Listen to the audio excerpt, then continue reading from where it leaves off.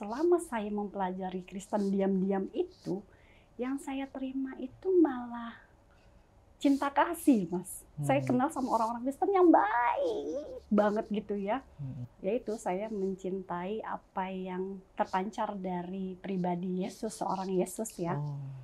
Novi anakku, gitu ya. Gitu. Iya, iya. Kayak manggil namaku ya, Eri anakku. Janganlah engkau kayak bersedih, berikanlah beban deritamu kepadaku dan berbahagialah. Jadi saya melihat itu kayak ada cahaya, ada sosok pakai baju jubah putih, Mas. Jubah putih. Putih gitu, kayak Tuhan itu sabar, Allah itu sabar untuk nunggu saya untuk kembali gitu ya.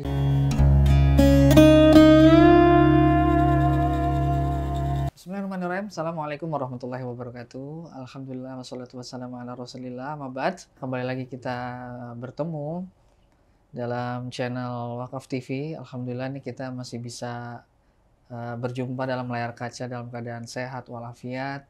Dan alhamdulillah pada kesempatan kali ini kita kedatangan tamu, Masya Allah, jauh, yang insya Allah ta'ala pada kesempatan kali ini kita kedatangan seorang muslimah yang beliau juga mu'alaf juga.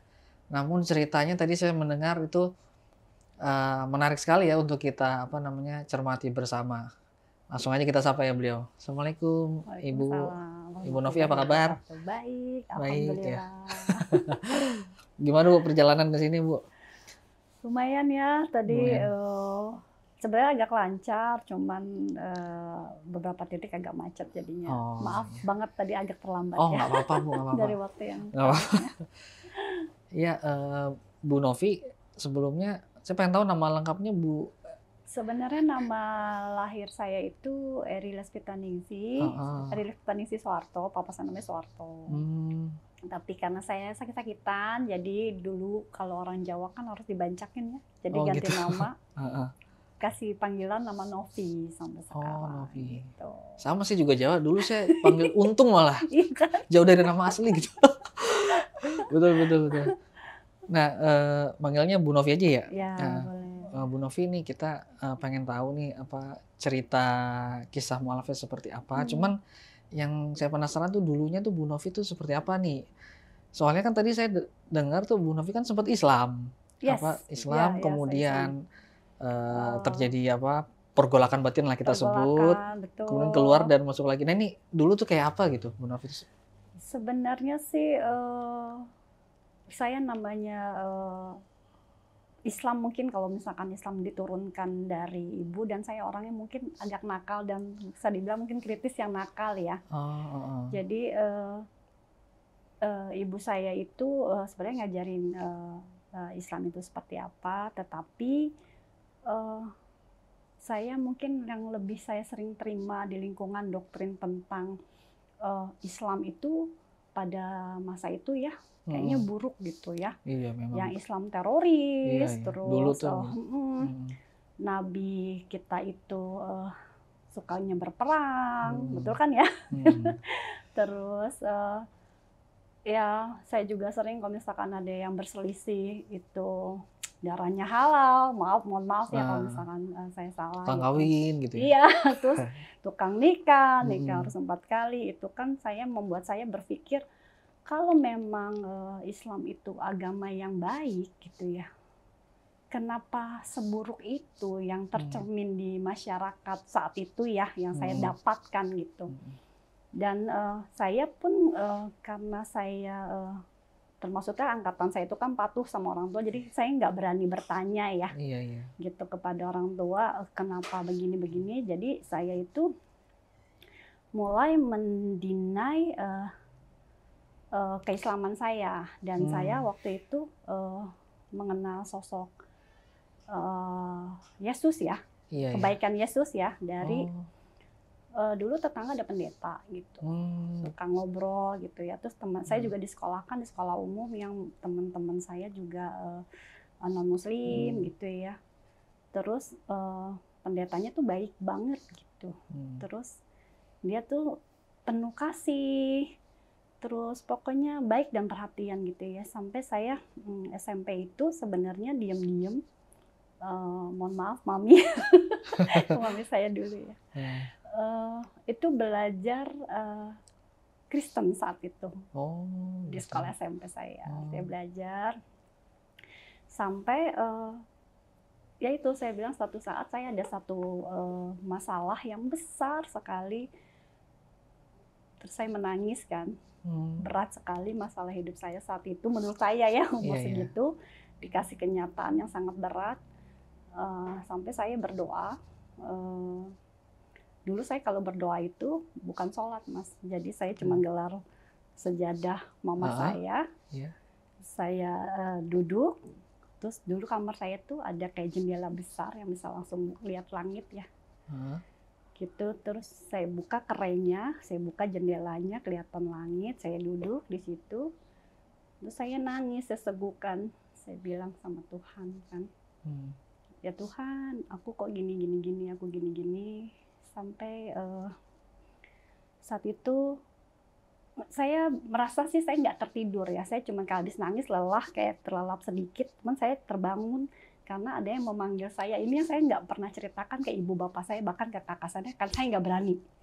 Karena mama saya kan muslim ya, istilahnya kan. Mungkin kalau papa saya baru belajar muslimnya kan yang benar-benar itu baru tahun berapa ya, 97, 98 gitu. Dan saya simpan sendiri itu. Jadi saya ada suara yang Novi anakku gitu ya. Gitu. Iya. Kayak manggil namaku ya, Eri anakku. Janganlah engkau kayak bersedih. Berikanlah beban deritamu kepadaku dan berbahagialah. Gitu. Jadi ada, dan itu ada sosok yang keluar. Ada sosok dari, yang keluar? Iya, ada sosok. Jadi ada cahaya. Cuma saya nggak melihat wajahnya ya, karena menurut saya mungkin karena saya lagi ngantuk atau karena sebab habis nangis, lelah. Jadi saya melihat itu kayak ada cahaya, ada sosok pakai baju jubah putih mas. Jubah putih? Putih gitu. Kayak aku nggak lihat itu rambutnya gondrong. Kadang kan ada yang bilang rambutnya gondrong nggak? Kalau gondrong berarti Yesus. Gitu. Terus saya bilang, saya sih cuma lihat itu cahaya aja gitu ya, terpencar gitu. Cuman dengan suara itu yang lembut sekali dan cahayanya tuh hangat di saya saat itu ya. Terus saya bilang yang setelah beliau ngomong begitu, terus ya udah saya berasa kayak diusap ya, maksudnya hangat banget gitu. Terus saya lelah gitu, ya udah tuh saya kayak tidur. Habis itu saya terbangun. Di situ saya bingung kan mau cerita gimana. Siang hari tuh ya? Siang hari itu. Terus akhirnya saya satu saatnya di sekolah saya cerita lah. Dan banyak beberapa yang saya ceritakan itu katanya, wah kamu didatangin sama Yesus. Katanya gitu kan. Terus saya bilang, saya berpikir apakah emang takdir saya itu sebenarnya harusnya mengikuti Yesus. Dari situ saya belajar tentang Yesus. Dari situ ya? Saya belajar mencari tahu tanpa sepengetahuan ibu bapak saya nih ya. Saya mencari tahu sampai SMA pun saya bilang sama guru agama saya kalau saya ini non muslim gitu. Saya bilang gitu ya. Terus sampai mama saya bilang datang waktu itu ya, ini anak saya enggak gitu muslim gitu. Cuman saya selalu mendinai itu gitu kan. Sampai ya itu berjalan sampai kuliah. Ya mungkin hidayahnya saya kali ya, Allah mau mengajak saya sebenarnya ke arah muslim, tapi saya terus mendinai panggilan beliau gitu kan. Sampai waktu saya kuliah, mama saya sakit keras. Terus saya bilang, aduh mama saya sakit, sedangkan saya lagi belajar kekristenan ya saat itu. Terus akhirnya saya bilang, oh mungkin Mama saya kan bilang, udah Novi kamu yang benar, jadi anak yang baik, gini-gini ya. Aduh aku sedih ya, mamaku sakit, berdoa sama Tuhan, Tuhan penyakitnya kasih ke saya aja lah, jangan ke mama saya gitu kan. Biarin mama saya sembuh. Kalau misalkan memang umur mama saya tinggal sedikit, ambil dia umur sisa aku misalkan 10 tahun buat mamaku. Aku sampai begitu dulu doanya ya. Maksudnya saking saya sedih banget karena ya. mama saya itu memang satu figur yang memang sangat mengayomi ya, maksudnya ini banget gitulah ke anak-anaknya, deket gitu kan. Saya sedih. Akhirnya saya bilang, "Mah, biar mama saya semangat kan mau operasi ya. Mah, Mi nanti adik mau pakai hijab deh, mau belajar muslim yang baik. Kalau mami sembuh, makanya mami semangat gitu kan operasi." Nilai talahnya mami saya sehat. Operasi itu berjalan lancar semua. Saya langsung, waduh, aku harus pakai hijab nih, aku bilang gitu kan. Akhirnya saya kan, oke, aku akan belajar muslim, coba lagi nih menerima muslim satu kali lagi gitu kan, satu kali lagi aku menerima muslim. Pada saat itu sempat ke gereja nggak? Sebelumnya ke gereja saya, diam-diam, diam-diam ke gereja. Ke gereja saya sama teman-teman saya gitu kan. Kayak tapi dulu saya ke gerejanya random. Jadi semua gereja ya, bukan gereja Katolik, karena terakhir kan Katolik ya. Terus ya udah saya bilang, aduh saya pas pakai itu, wah kaget teman-teman saya tuh satu kampus, wah hijab, iya beneran masuk muslim dong sekarang gitu kan katanya.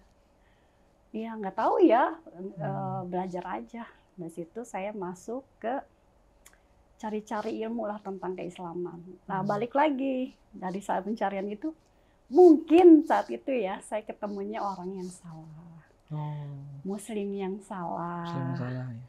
Jadinya stereotip itu makin saya benarkan lagi, gitu kan ya. Maksudnya saya bilang, aduh kok begini gitu kan. Bahkan saya nggak usah menyebut ya. Jadi waktu itu saya ikut satu komunitas kesiswaan. Saya datang, kok bilang saya disuruh kesaksian kayak gini nih, saya diundang, suruh ngomong kenapa saya masuk Islam. Padahal saya kan belum banget mau, karena kan saya cuma dari mama saya. Gitu. Saya bilang ya masuk Islam ya karena mama saya jawab gitu. Karena mama saya, karena Nazar, saya bilang gitu kan. Karena memang saya tidak dari hati gitu kan. Saya bilang ya udah, terus dia langsung kan. Abis itu ya saya dipersilakan duduk. Terus mereka cerita lah tuh tentang bagaimana waktu itu perang Muslim dan Kristen di Ambon. Ya kan. Di situ yang saya tidak suka adalah si pembicaranya provokator sekali menurut saya ya. Kayak lihat Islam Kristen itu jahat, membantai ini itu gitu kan. Sedangkan selama saya mempelajari Kristen diam-diam itu, yang saya terima itu malah cinta kasih, Mas. Saya kenal sama orang-orang Kristen yang baik banget gitu ya. Maksudnya selalu menenangkan saya, menyayangi saya gitu kan, perhatian penuh. Ketika saya ada kesulitan mereka berlomba-lomba mau membantu, itu yang saya terima ya. Gitu kan. Terus saya bilang ya udah, akhirnya saya bilang wah kok ini begini. Ya udah, sampai akhirnya ya singkat cerita saya langsung meragukan itu ya. Saya bilang saya pakai hijab, tapi lumayan lama saya pakai hijab sampai saya kerja. Saya kerja antara seneng tapi kasihan juga sama mama saya. Jadi saya kerja waktu itu kantornya nggak boleh pakai hijab. Terus nggak boleh pakai hijab. Terus saya sih bilang sama mama saya, terserah mama saya, karena kan saya berhijab karena buat mama saya. Terus mama saya dapat pertimbangan ini itu dari saudara. Akhirnya dibilang, ya udah sih, nggak apa-apa, lepas dulu aja. Yang penting kan nanti pakai lagi kalau udah ini. Ya udah dilepas. Dari situ ya udah, karena ada kekecewaan selama saya berhijab, udah berusaha ya mencari keislaman yang baik, tapi saya nggak dapat guru yang benar, teman-teman yang benar yang bisa membimbing.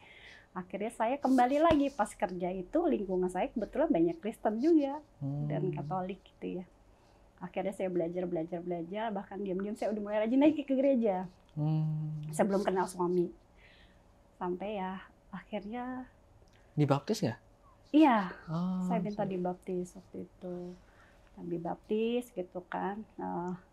Makanya yang mama papa saya tahu itu, saya itu takutnya masuk Katolik itu karena keluarga suami. Padahal memang itu pilihan saya sebenarnya.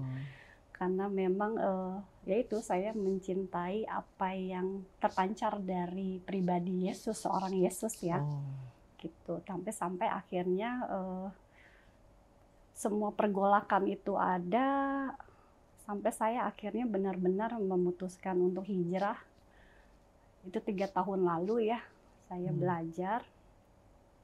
Masya Allah luar biasa. Aku malah merasa kayak sedih gitu ya. Novi, kamu kemana aja?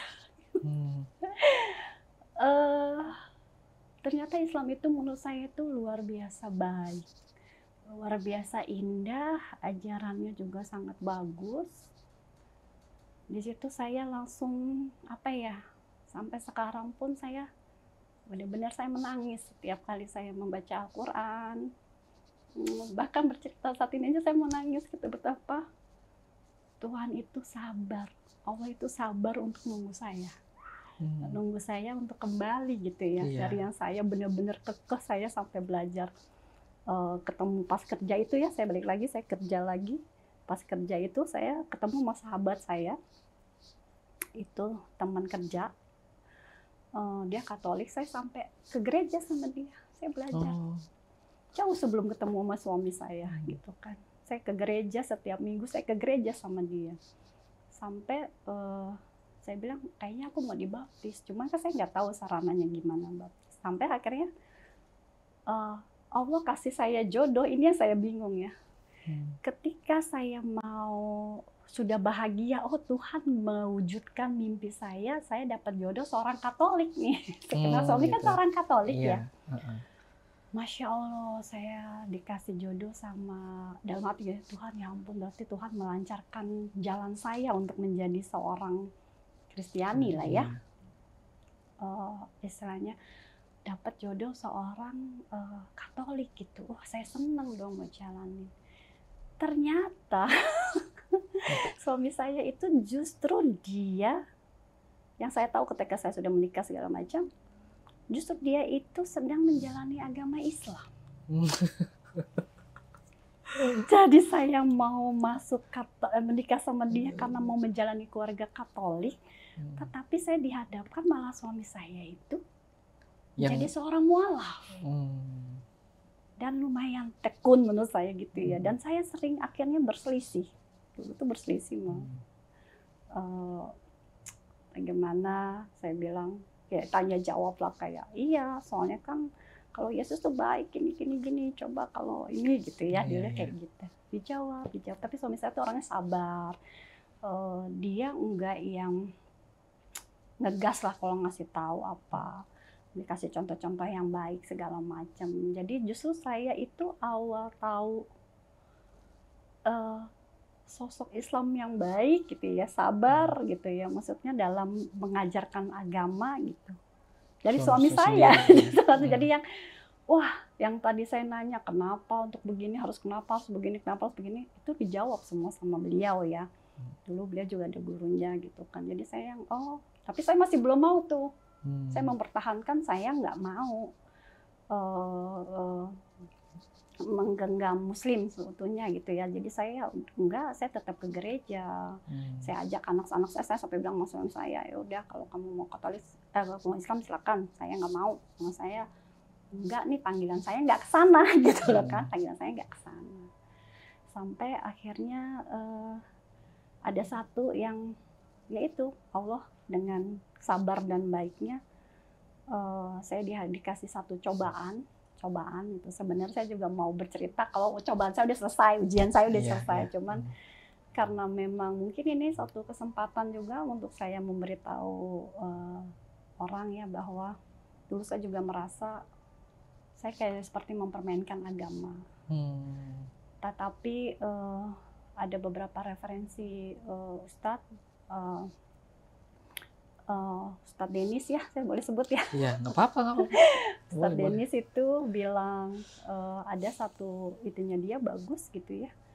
Dia bilang kamu tidak boleh menganggap orang lain itu lebih berdosa, lebih hina. Tetapi lihat dulu tuh orang masih dikasih hidup nggak sama Allah gitu kan? Masih. Berarti itu orang masih dikasih kesempatan untuk hidup, dan itu yang membuat saya merasa mungkin ada celah saya untuk dimaafkan sama Allah atas tindakan saya yang bodoh kemarin.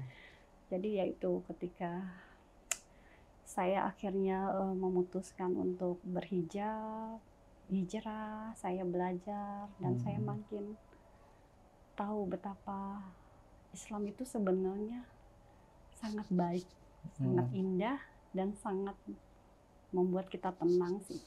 Gitu. Itu perjalanan. Wow. Seru banget ya. Saya bingung sampai mau nanya yang mana nih. Saya penasaran sama mungkin keluarga dulu ya. Pada saat itu respon keluarga tuh seperti apa tuh? Respon dari keluarga suami atau saya? Mungkin ya keluarga Bu Novi dulu ya, berkaitan masalah nikah sama orang Kristen atau apakah setoleransi itu kan bundanya kan Muslim kan, ibunya. Iya, Muslim. Respon mereka gimana?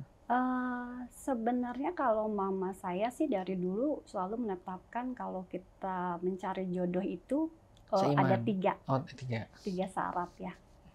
Pendidikannya setara atau lebih tinggi, gitu kan. Karena kalau harta buat mama saya kita bisa cari bareng-bareng dari nol. Terus yang kedua itu seiman. Ya, entah itu pertama kayak seiman, kedua itu pendidikannya setara, ketiga itu lihat bibit bebet bobot gitu ya. Maksudnya jangan sampai kita nanti menikah sama apa gitu ya, yang istilahnya tidak kita inginkan untuk nanti keturunan kita gitu kan. Entah itu penyakit mental atau apa gitu. Bukan yang lebih ke kekayaan ya, tapi kalau karena mama saya berprinsip kalau harta itu ada rezekinya. Jadi ya udah dari situ. Terus kalau misalkan ditanya pendapatnya mama saya gimana saya nikah sama suami, ya itu karena suami saya dia kan mau masuk Muslim gitu kan. Jadinya suami saya itu pendekatannya bilang kalau dia itu memang mualaf gitu. Cuman terus papa saya saat itu bilang kalau emang serius, ini serius loh ya, so kata papa saya, Novi itu mungkin saat ini cantik, tapi kalau 50 tahun lagi, 20 tahun lagi mungkin ada jelek, kenapa masih cintanya gitu kan. Jangan karena kamu masuk Islam, kata papa saya, hanya karena anak saya, karena itu tidak akan abadi. Masuk Islam itu karena harus memang diri sendiri, papa saya ngomong gitu ya. Terus suami saya iya dengan sungguh-sungguh akhirnya kita dapat restu. Berarti nikahnya nikah Islam ya? Karena keinginan mama saya nikah di KUA. Nah, saya justru yang malah aku tuh mau nikahnya di gereja, tau nggak sih? Saya bilang gitu sama suamiku.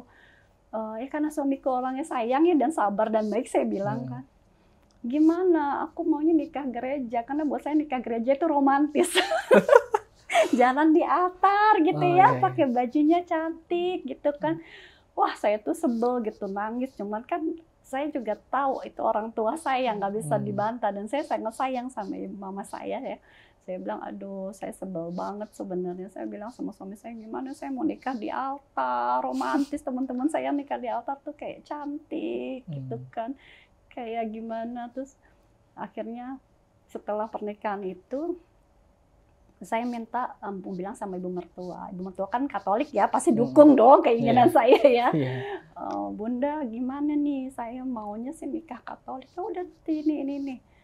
Akhirnya pernikahan saya diresmikan di gereja. tanpa ibu bapak saya tahu, tentu saja ya, karena nggak mau Oh. ngecewain kan. Masya Mm-mm. Allah, dosa banget aku. Hmm. Maafin. Terus ya Suami itu nyut aja. ikut. Malah Terlalu yang cinta galau mungkin. suaminya sekarang. Jadi dia ikut Heeh. kan cuma hadir doang kan, diberkati. Terus ya itu, makanya kan dia hidayahnya mungkin dia suka bilang naik turun ya, karena kan perjalanannya panjang, karena ya itu terbentur dengan baktinya dia terhadap orang tua, cintanya terhadap saya mungkin ya gitu. Jadinya ya udah, cuman ya gitu, setelah itu suami saya tuh nggak pernah ke gereja. Sama saya nikah tuh ya, saya nikah ke gereja sendiri saya. Suami saya nggak pernah mau nemenin, alasannya ketiduran, bangun siang, padahal mertua saya tuh marah-marah. Itu gimana Novi? Sampai saya bilang, ih saya kok kayak janda ya ke gereja sendiri gitu kan, nggak ditemenin gitu kan. Sebenarnya bukan untuk nunjukin ke mertua saya kalau saya ini seiman sama beliau, tapi memang saya bilang saya saat itu cinta sekali dengan Yesus gitu kan ya. Saya bilang kok malah malah suami saya nggak mau nemenin. Akhirnya ya udahlah, saya berapa tahun gitu ke gereja sendiri, bahkan saya mendidik anak-anak saya secara Katolik saat itu. Saya baptis semuanya. Dan Gitu. saya juga udah dibaptis kan ketika karena kalau di Katolik itu ketika mau menikah itu dia ada kayak apa pernikahan namanya ya, maksudnya janji sakramen. apa? Belum sebelum nikah itu kita ada kayak kelas untuk persiapan pernikahan. Secara iman biar kita kuat dulu, benar nggak kita mau nikah gitu kan secara Katolik. Dan saya belajar masuk Katolik itu juga nggak bisa langsung kayak di Islam kan syahadat langsung masuk Islam. Kalau di Katolik itu pembelajaran 1 tahun gitu. Jadi saya mengukuhkan, saya belajar kitab-kitabnya gitu kan. Itu selama satu tahun, terus baru dibaptis. Habis itu kita menikah secara Katolik. Jadi pernikahan secara Katolik. Probation dulu ya? Iya, gitu. Jadi anak-anak juga saya ini kan gitu sih. Kalau mama saya udah pasti merestuin suami saya ya gitu, karena suami saya kan memang dari awalnya memang tulus dia mau masuk Islam gitu kan. Bukan karena saya gitu. Berarti seru justru juga yang khawatir itu saya ini ini mama saya jadi tahu nih bahwa anaknya diam-diam dulu murtad.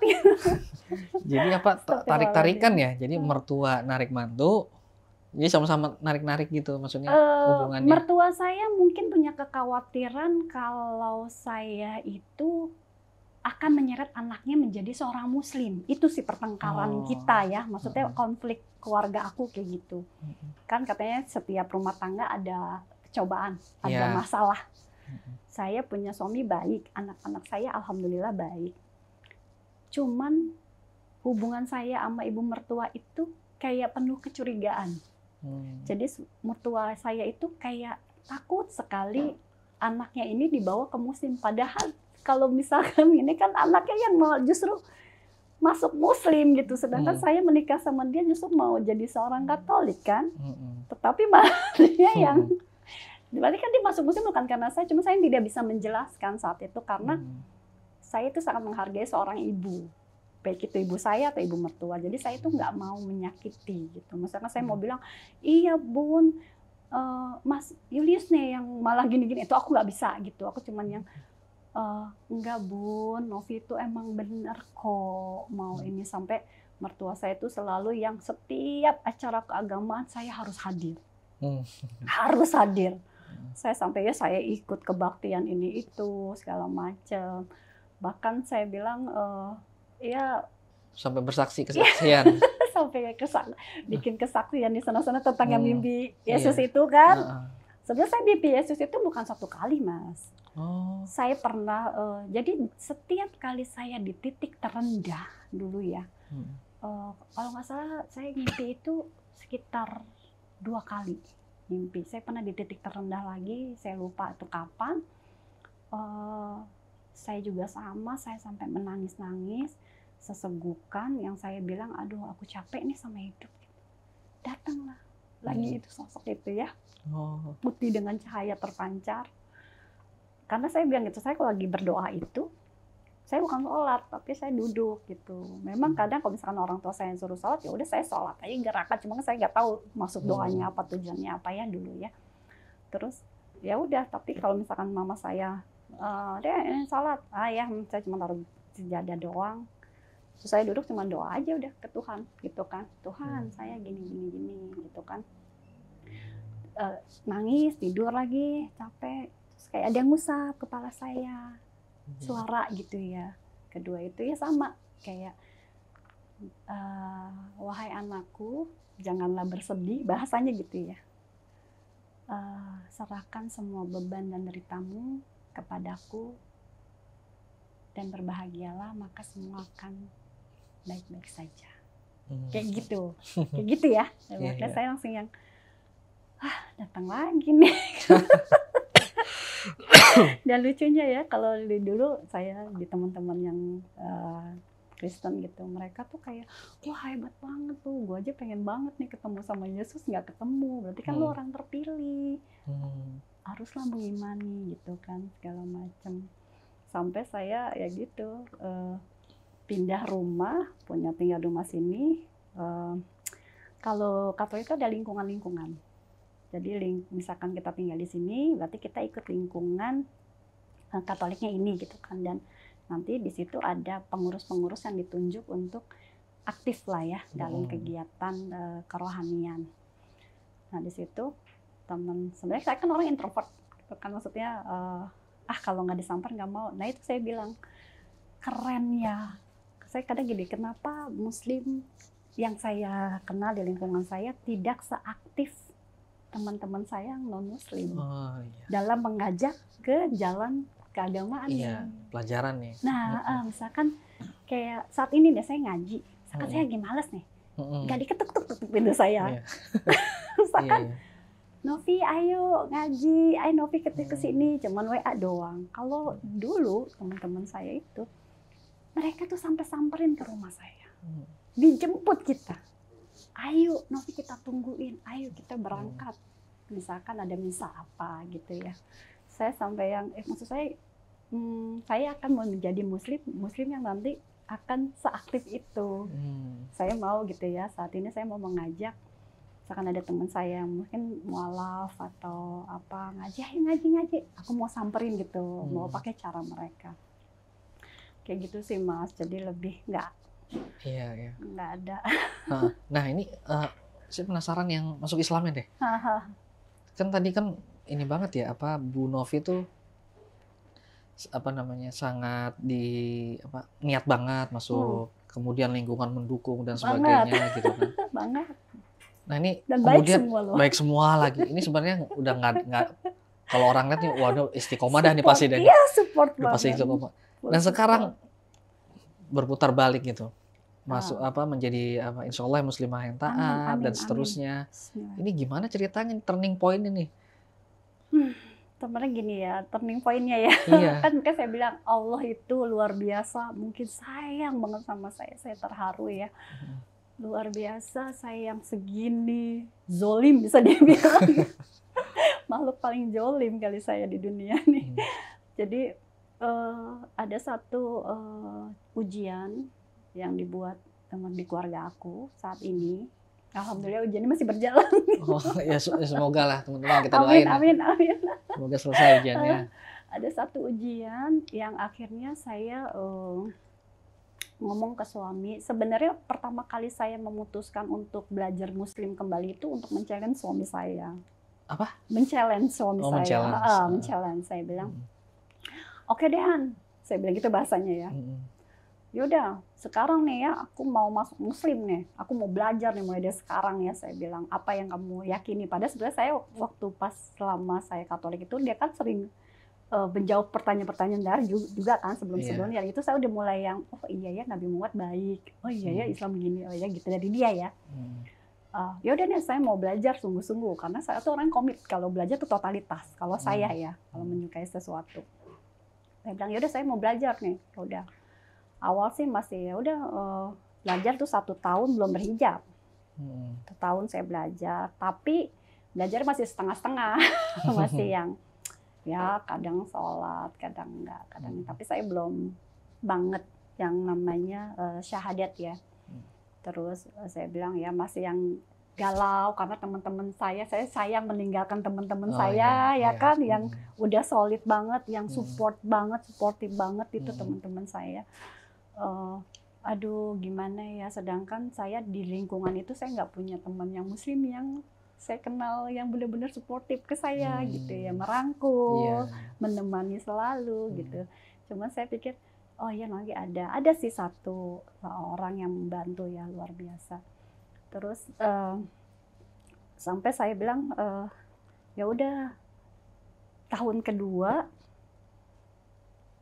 tuh bener ya kalau belajar muslim cobaannya makin berat, makin dihajar ya. Loh kok aku makin kayak gini gitu kan. Waduh, sampai saya pernah di titik saya belum berhijab. Suami saya sholat. Saya marahin dia. Lihat kamu udah sholat malam, ini itu. Mana dijawab nggak? Doa muka nggak kan? Saya bilang. Saya sekurang ajar itu. Saya bilang, Masya Astagfirullahaladzim ya Allah. Lalu saya bilang sama, saya bilang, udah kan saya bilang, ini kamu ini. Sampai akhirnya, ya itu, dapat hidayahnya tuh setetes demi setetes ya, kalau bisa ya. Dan saya lagi nonton, nongol, misalkan videonya Ko Dendi, nongol videonya Ustadz Adi, nongol, dan itu banyak kan yang dulu saya deny. Misalkan kayak, saya kan dulu berpikir Nabi Muhammad kasar, ya kan, suka perang, jahat, keras, gitu kan. Terus Islam itu teroris, segala macam. Wah, ternyata saya nemu jawaban-jawabannya gitu kan. Oh ternyata ini, oh fitnah, oh ternyata Nabi Muhammad itu selembut itu. Ya, selembut-lembutnya makhluk kan.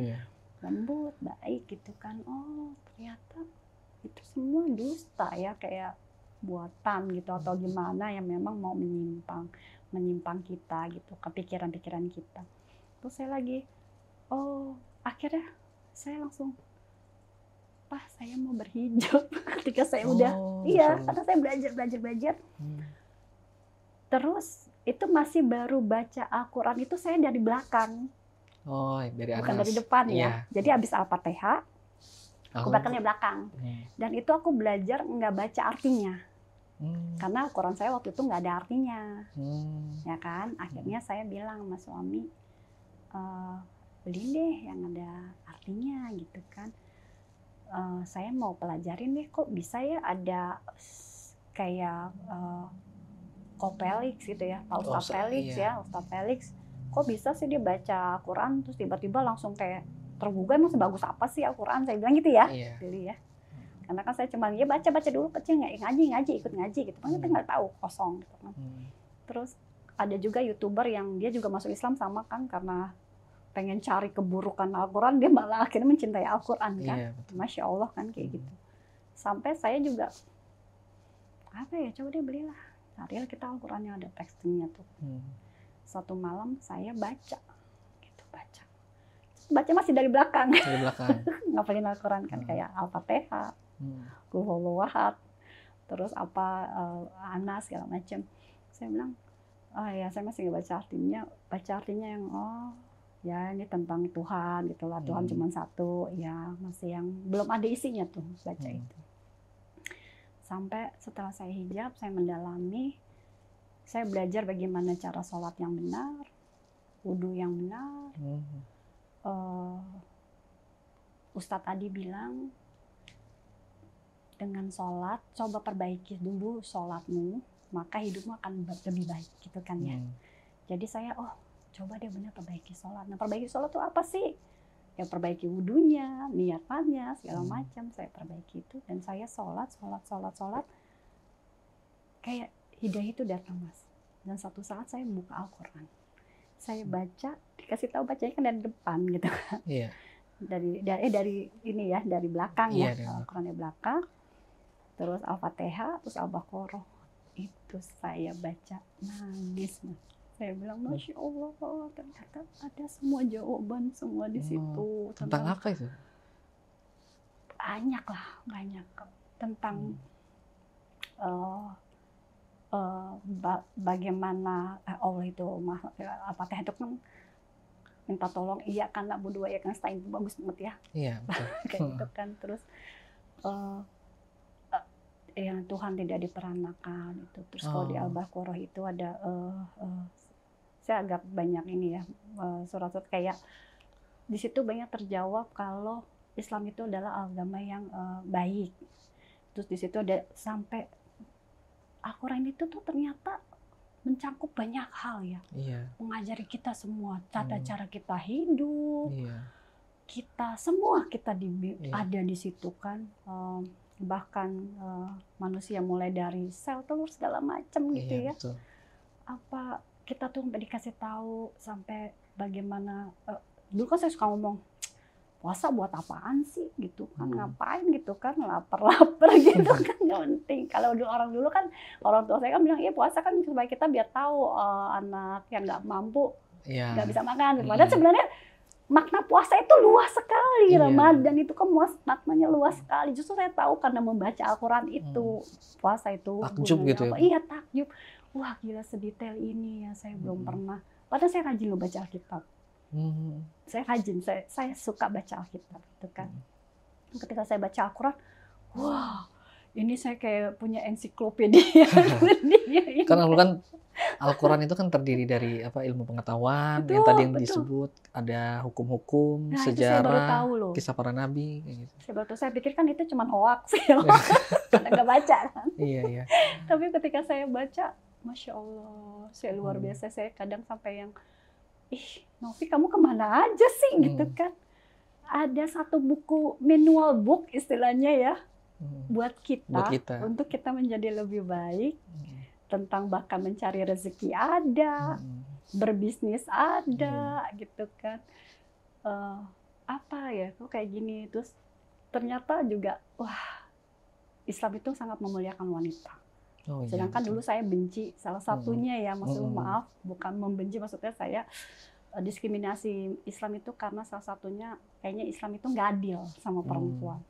Tapi ternyata makin saya belajar ke sini, seharusnya kalau seorang pria Muslim yang paham agama, dia akan tahu bagaimana memuliakan seorang wanita, karena betul. Allah itu sangat, Nabi Muhammad SAW juga sangat memuliakan istrinya, ya kan.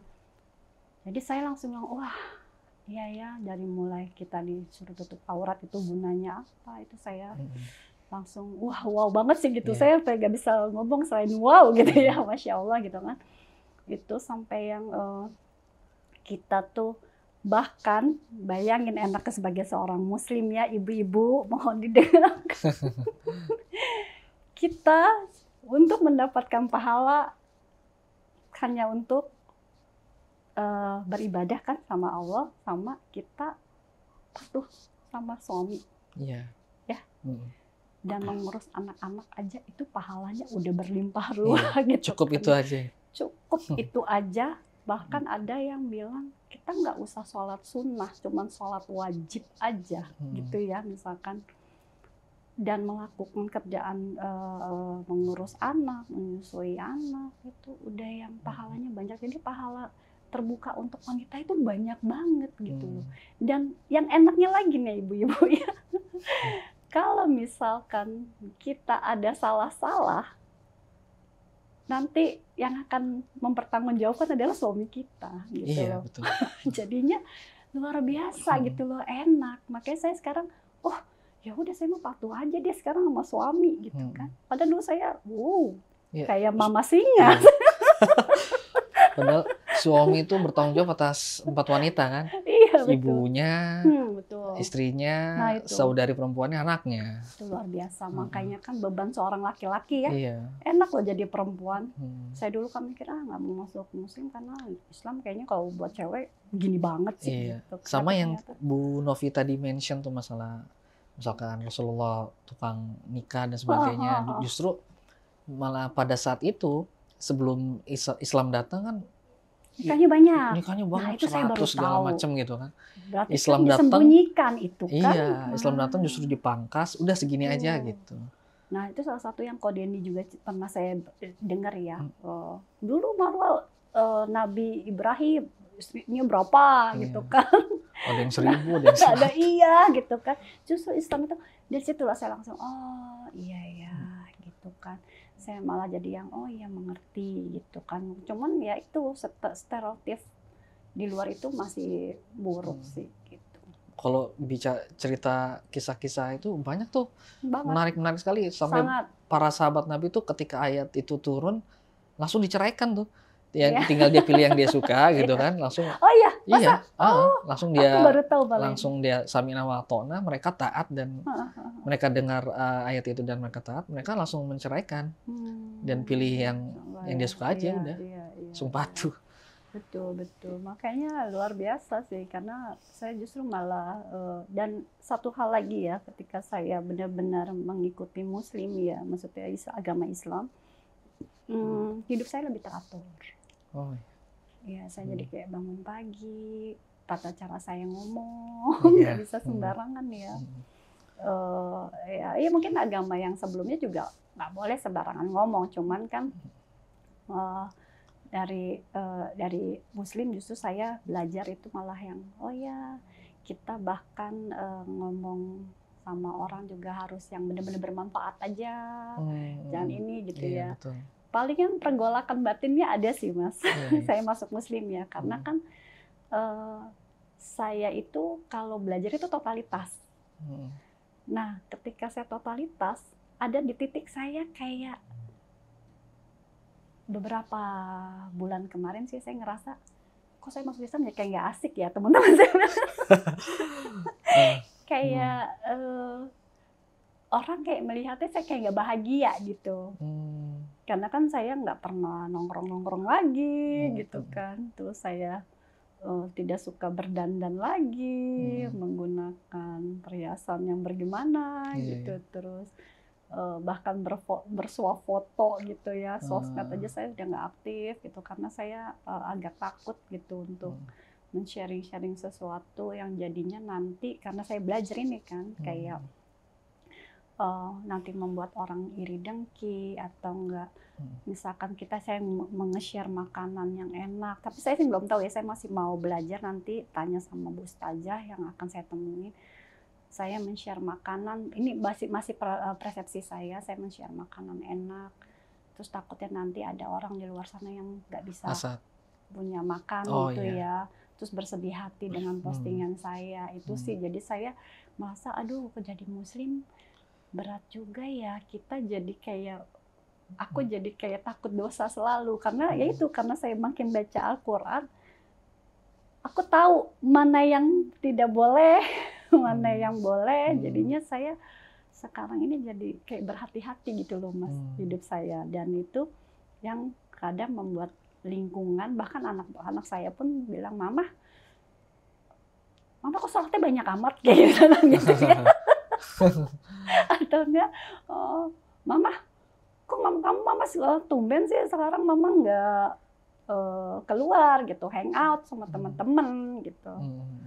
Kadang Mama ya karena ya itu, karena saya saya baca kalau hal-hal yang memang mudaratnya lebih banyak daripada manfaatnya, kan lebih baik dihindari gitu kan.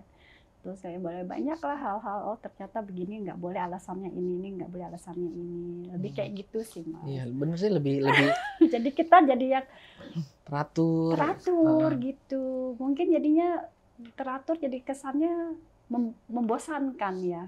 Iya, monoton mungkin. Iya monoton, padahal tujuan kita hidup di dunia kan sebenarnya untuk saya mencari tiket lah ya. Iya. Dan dunia juga dunia kan penjaranya umat gitu. Islam itu, orang yang beriman tuh ini dunia ini penjaranya, justru kita berhati-hati dalam bersikap, berkata gitu kan.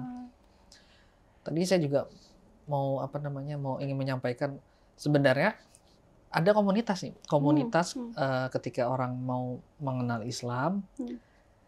Jadi kadang tuh teman-teman mu'alaf ini malu dan sebagainya kalau bertanya. Ternyata ada teman kita itu komunitas lain yang memang kalau kita sih bilang komunitas sosialita ya. Jadi mereka tuh kumpulan-kumpulan yang menerima atau yang menjadi tempat diskusi orang-orang yang malu-malu bertanya ini gitu kan. Kadang ya dia nggak berkerudungan, kadang apa gitu kan. Atau bule atau gimana gitu. Jadi yang tadi sikap-sikap yang aduh pengennya tuh pengen merasa ini, itu ada tuh komunitasnya tuh. Oh Gitu. gitu. Jadi mungkin sama mereka diladenin, cuman mereka tahu sikapnya nanti diarahinnya kemana gitu. Jadi Iya. pelan-pelan gitu, Kadang pelan-pelan. saya kayak jujur aja ya, di awal-awal saya benar-benar totalitas itu, saya kan harus meninggalkan kebiasaan-kebiasaan saya buruk dong. Saya suka wine, saya suka wine, Kalau itu sih saya iya. pencinta wine, itu kan udah haram dong, udah nggak Mhm. bisa. Dan terkadang saya kalau lagi boring, aduh pengen buka wine gitu, tapi kan nggak boleh ya, Heeh. haram ya. Mhm. Terus ngapain ya? Jadinya saya akhirnya ngapain ya Mas? Mhm. Saya setel ini aja, zikir, Oh. channel zikir gitu, saya Mhm. setel. Kadang saya setel kayak lagu-lagu ya, doa-doa yang dinyanyiin kayak Allahumma sholli ala Sholawatan ya. gitu-gitu, tapi yang Mhm. bentuknya lagu gitu. Udahlah saya sambil atau enggak dengerin dakwah-dakwah lagi untuk menguatkan supaya sugesti saya untuk saya menyentuh itu lagi hilang kan. Iya. Ya, Saya alhamdulillah. perokok kuat sebenarnya. Akhirnya saya juga biasanya kan saya tetap ngerokok kalau lagi stres atau kalau lagi malas, lagi canggung, lagi ngobrol sama teman. Tapi saya enggak gitu. Kenapa? Tahan Enggak ada, ya. karena mudaratnya banyak gitu kan ya. Jadi tahan. Lebih yang kayak banyak hal yang mesti yang kadang saya aduh kangen ke sana tapi jangan Oh iya. gitu, kayak gitu sih. Panggilan-panggilan itu tuh kayaknya semua orang deh Iya, kadang teman-teman juga pengen. teman-teman saya juga gitu kan, "Ayo Novi nongkrong." Ih, nggak Hmm. asik ih gitu kan. Hmm. Kadang, "Kok nggak bawa kamera?" Dulu tuh saya kalau nongkrong, saya foto tuh bisa sampai 100, kalau Terus. belum 100 tuh belum ini ya. Hmm. Tapi sekarang kayak saya foto paling 1, 2, teman-teman saya bilang, kok tumben sih Novi kamu nggak foto-foto?" "Iya nih kameranya rusak," saya bilang gitu. Iya lupa bawa kamera atau iya bateraiku habis, gue bilang gitu kan, nggak ini pakai kamera siapa lah, nggak apa-apa gitu, karena nanti yang biar mereka yang posting gitu. Kadang saya masih posting, cuman kalau di WhatsApp aja sekarang masih posting, tapi kalau kayak di IG, Facebook saya usahakan enggak. Jadi udah, karena ya takutnya ya itu selama saya masuk Muslim, semua dosa-dosa saya mungkin ya mudah-mudahan ya Allah menerima taubatku ya Allah. Amin, amin. Amin. Banyak ketika saya menjalanin ini saya ditampar dengan dosa-dosa saya sendiri yang dulu. Semua. Kayak misalkan dosa saya menyakiti, ngomong gitu ya, sombong misalkan ya. Itu saya kayak diketemukan orang yang Digituin bersifat lagi ya? seperti saya. Atau enggak, terus saya ketika lagi doa kan mengamalkan la ilaha illa anta subhanaka inni kuntu minaz zalimin, ya saya diajarin kan baca itu ketika mau taubat gitu kan. Atau kita lagi dalam kondisi gelap gulita, merasa apakah Tuhan lagi deket gak sih sama aku, nerima gak sih taubatan aku gitu kan, bacalah doa itu. Saya doa itu, Masya Allah Mas, saya diingetin semua teman-teman saya satu persatu yang saya sakiti mungkin ya secara itu saya teleponin mereka, saya minta maaf, saya bilang saya minta maaf ya, ada beberapa yang nggak bisa dikontak, mungkin mereka udah ngeblok saya, mungkin sakit hati gitu ya, mungkin masalah hutang, dia ngutang sama saya terus saya tagih, dia nggak mau bayar mungkin atau gimana, saya maki-maki, saya bagaimana, dulu tabiat saya sangat buruk banget, luar biasa, maksudnya saya itu orang yang senggol bacok istilahnya ya. Saya orangnya baik, tapi ketika saya diinikan, saya bisa akan luar biasa kayak seton lah ya sifat saya gitu ya. Dan makanya kalau di Islam kan kita harus banyak-banyak istighfar. Iya. Betul. Jadi dan efek kemusliman saya, ketaatan saya sekarang dalam berhijrah, itu anak-anak saya yang merasakan. Ya kan saya suka evaluasi, nanya sama anak-anak, Mama dulu sama sekarang gimana gitu kan. Ya Mama sekarang lebih tenang, lebih nggak yang marah-marah. Saya juga tanya sama suami, saya gimana, udah lebih baik belum? Alhamdulillah udah jauh banget, lebih baik gitu kan. Karena buat saya yang menilai diri kita itu orang-orang terdekat kita dulu kan, bukan diri kita sendiri gitu. Betul. Yang merasakan efek kita berubah atau enggak. Tutur kata saya gimana, perilaku saya bilang mudah-mudahan saya istiqomah, tetap bisa bersikap kayak gitu ya. Saya sih pengennya di sisa hidup saya bermanfaat, hidup saya jadi lebih teratur lagi gitu ya dengan keislaman saya. Saya juga telepon mama saya minta maaf, walaupun saya nggak nyebutin minta maafnya harusnya. Karena kemurtatan saya gitu ya. Masya Allah, astagfirullahaladzim, juga menjalik. Ya maksudnya saya telepon mama saya, terus saya minta maaf sampai nangis-nangis. Mia, dia banyak dosa, minta maaf gitu. Minta maaf papi saya juga, sama kakak saya juga, saya minta maaf. Saya nangis deh, saya sekarang lagi dapat ujian, doain, saya bilang gitu kan. Tapi yang saya masuk muslim ini bukan karena saya dapat ujian ya.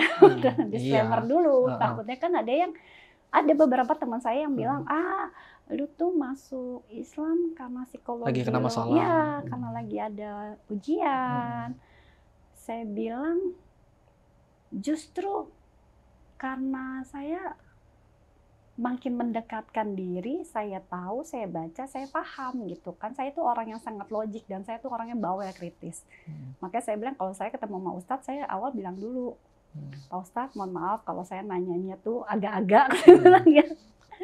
Karena kan ini pemahaman saya dan logika saya yang dulu gitu. Kalau Pak Ustadz bisa jawab, ya alhamdulillah. Kalau Pak Ustadz jawabannya menurut saya kurang kena, saya akan cari referensi lain gitu lah ya, sampai saya dapat. Oh iya gitu, kadang kan udah kita tanya jawab kayak gitu sih.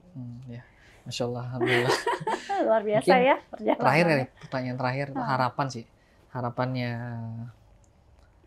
Bu Novi apa nih buat Bu Novi, keluarga, kedepannya seperti apa?